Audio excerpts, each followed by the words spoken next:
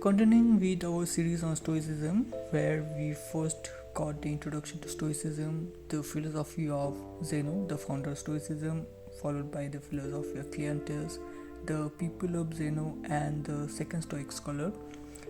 Now we have come to discuss the philosophy and contributions of Chrysippus, who is the third Stoic scholar.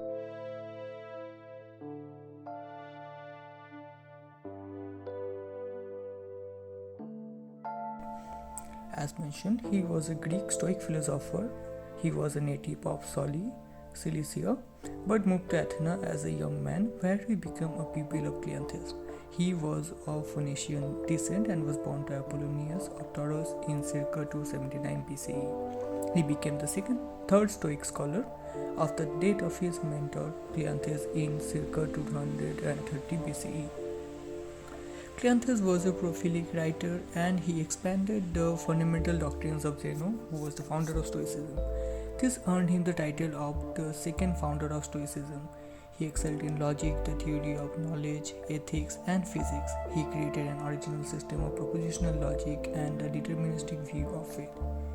Diogenes, the famous Greek biographer, accounts a fit of laughter in a drunk state as the cause of his death in circa 206 BCE.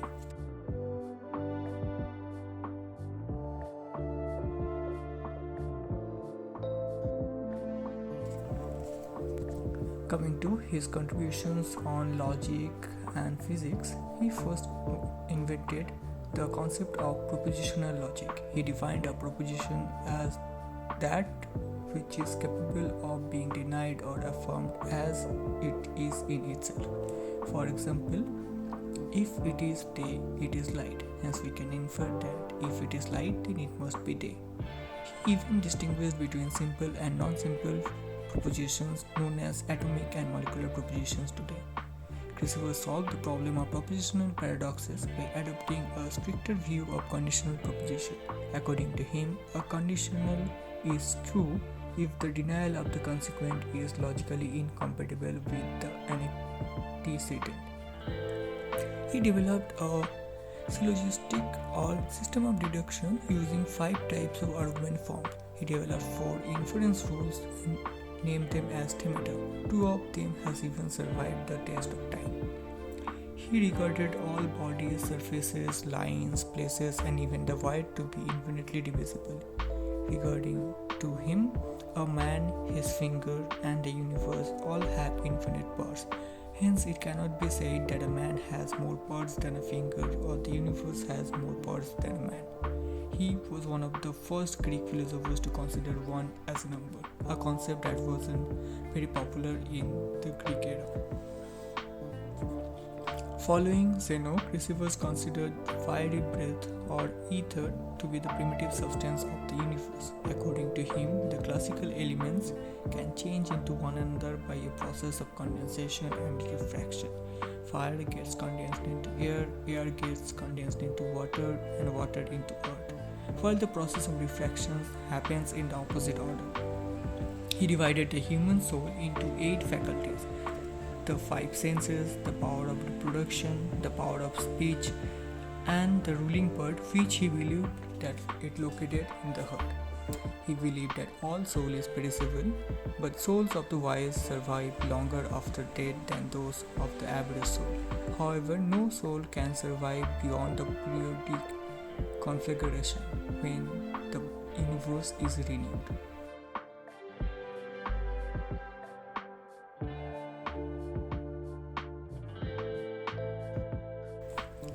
He took the doctrines of Zeno and Cleanthes and solidified them into the definitive system of Stoicism as we know of it today. It is said that without Chrysippus, there would have been no Stoic. For Stoics, truth can be distinguished from false by a sage who has the right reasoning. According to Chrysippus' empirical theory of knowledge, external messages are transmitted by senses, and the truth is then inferred by comparing them to previous reports stored in our mind. He believed in a concept of co-fated complex predestination or soft determination. The Stoic view of fate is that of the universe as a whole, And according to Chrysippus, while something is predetermined to happen, our response to it determines the final outcome of the complex predestination. For example, a cloth or something we wear is predestined to self-destruct, but how that happens and how long it takes to happen is co-fitted with how it is being taken care of. He was a pantheist who considered the universe itself is God and the universal outpouring of his soul. He believed that the universe itself is a deity and a God, and the universe is indistinguishable, and that the universe exists for the purpose of itself and we are just a part of it. We are neither someone the universe is made for nor we are made for it. We are just a part of it. He also considered good and evil as parts of the world and that one cannot exist without the other. Just like Plato, he too believed that it wouldn't be possible for us to recognize good without the presence of evil, and vice versa. It wouldn't be possible to recognize justice without recognizing injustice, and vice versa. Following the philosophy of the Stoics before him, Chrysippus too believed that living ethically is to live in accordance to nature, as the famous statement goes.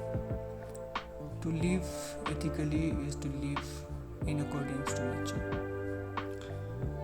In fact, in his book Physical Thesis, Chrysippus notes that for there is no other or more appropriate way of approaching the subject of good and evil on the virtues or happiness than from the nature of all things and the administration of the universe.